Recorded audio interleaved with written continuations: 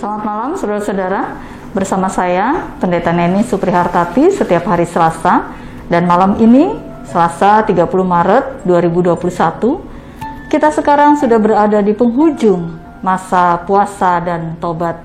Semoga kita dapat menyelesaikannya sampai Paskah. Mari kita berdoa. Ya Allah, sabdamu adalah sabda abadi yang menjadi suluh bagi langkah kaki kami. Kami rindu untuk menjalani hidup ini senantiasa seturut dengan sabdamu. Bersabdalah ya Tuhan, hati dan pikiran kami terbuka untuk mendengar dan merenungkannya. Amin.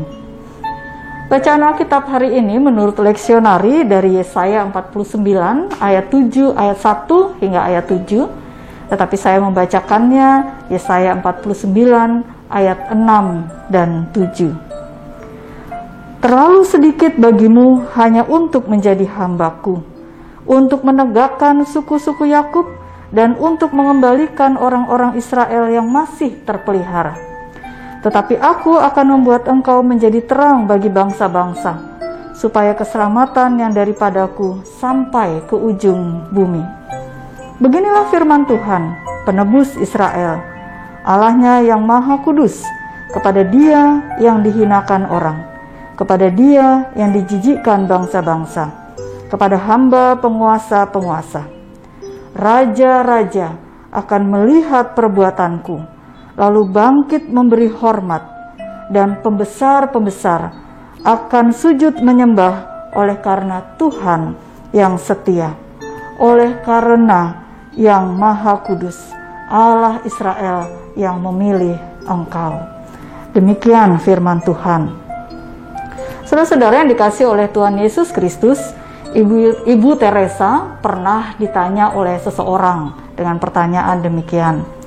Ibu telah melayani banyak kaum miskin di Kolkata, India. Tetapi tahukah Ibu bahwa masih ada jauh lebih banyak orang miskin yang terabaikan? Apa Ibu tidak merasa gagal karena dia beranggapan menolong kaum miskin di India, tapi masih banyak kaum miskin di tempat lain? Lalu Ibu Teresa menjawab, aku tidak dipanggil untuk berhasil, tetapi aku dipanggil untuk setia terhadap komitmen pengutusan.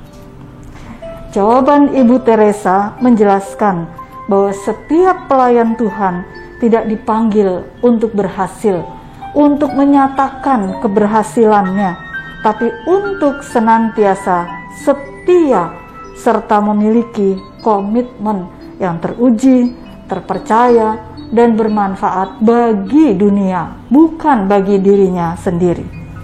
Bangsa Israel hidup di bawah kendali penguasa Babel, ditawan, tidak merdeka untuk beribadah kepada Allah Abraham, Yakub, dan Ishak.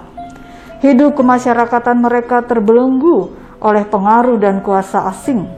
Dalam situasi kegalauan yang pada saat itu, Allah melalui Yesaya mengumandangkan sebuah pengharapan baru, bahwa Allah segera mengirimkan cahaya terang melalui dan di dalam kehadiran Sang Mesias.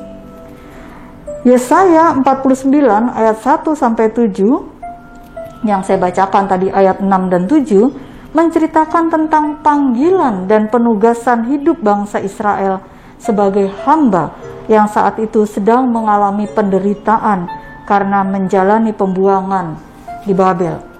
Israel memikirkan dan menyadari tentang bagaimana bisa menjadi bangsa yang utuh kembali ketika mereka nanti ke Palestina. Melalui Yesaya, Allah mengingatkan bahwa mereka tidak boleh hanya memikirkan bangsa sendiri. Allah katakan bahwa terlalu sedikit tugas dan impiannya jika hanya untuk menegakkan kembali suku-suku Yakub. Sejak semula, Allah memanggil mereka menjadi saluran berkat. Allah menyiapkan mereka untuk menjadi bangsa yang lebih besar, dan Allah berkeinginan mereka menjadi terang bagi bangsa-bangsa. Saudara-saudara yang dikasihi oleh Tuhan, masa Prapaskah telah berakhir. Dalam tahun liturgi saat ini kita berada di Minggu Sengsara atau Pekan Suci. Tapi pandemi belum berakhir. Di tengah pergumulan masa pandemi ini, Tuhan tetap memanggil kita untuk setia menjadi terang bagi bangsa-bangsa.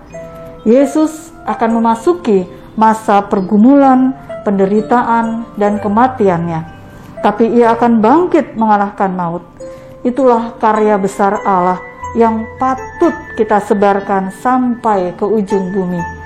Bukan soal keberhasilan kita menjadi terang, tapi kesetiaan kita untuk tetap pada panggilan menjadi terang. Amin. Kita berdoa. Ya Allah Tuhan kami, terima kasih untuk firman yang boleh kami dengar dan kami renungkan. Firman yang terus menguatkan kami untuk setia pada komitmen kami, diutus dan dipanggil, dipilih menjadi terang. Tuhan mampukan kami di masa pandemi ini sekalipun dengan berbagai pergumulan yang ada.